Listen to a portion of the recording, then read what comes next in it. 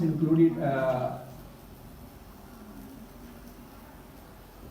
so the results included the progression from mean progression in spherical equivalent in 0.01% atropine was more than that of 0.025% atropine, and it was the lowest progression was in the terms of spherical equivalent was noted in the treatment arm receiving 0.05% atropine.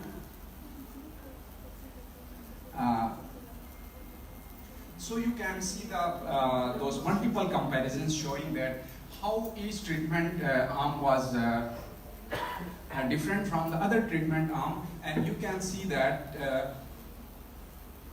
and I have put it over here on screen.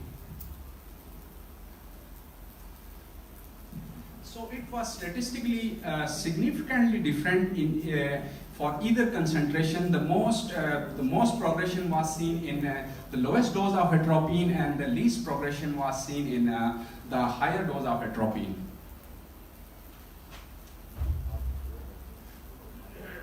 And from this, you can see that the progression in 0.05% atropine was lower than, this line is showing the progression in the treatment arm, which was receiving the 0.05% atropine, which was quite lower after 12 months interval at the second measurement, and compared to the 0.05% and 0.01%.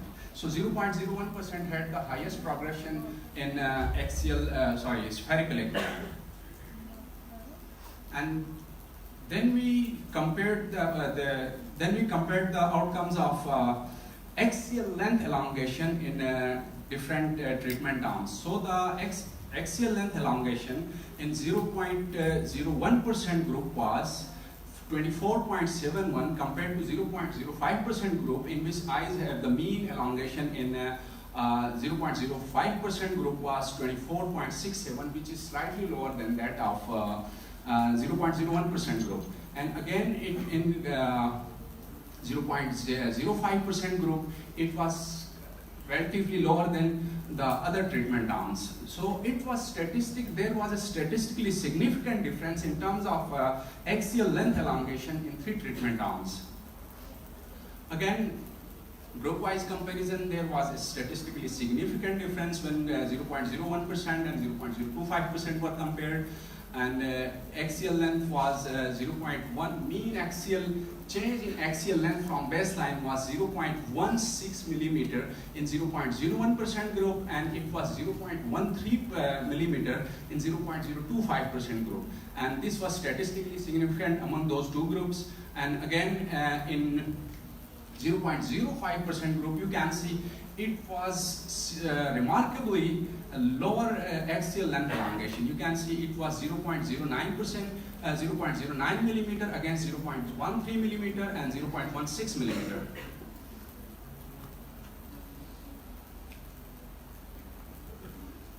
So none of the patients reported any significant adverse events in first lower dose arms, including 0.01% group and 0.025% group. None of the patients developed any significant symptoms, and only 3% of the patients in 0.05% group reported for mild photophobia, which was transient.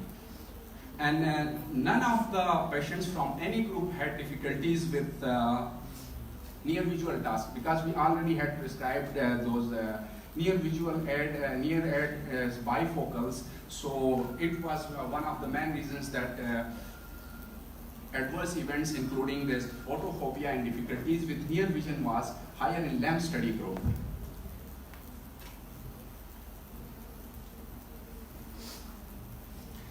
So our results suggest that atropine slows down the myopia progression in a dose-dependent manner. It arrests that axial elongation as well as the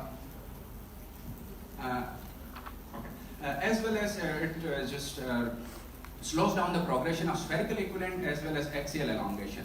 However, lower doses appear to be better tolerable with least side effects. So LAMP study, can I have 2 more minutes so that I can compare those, I'm sorry.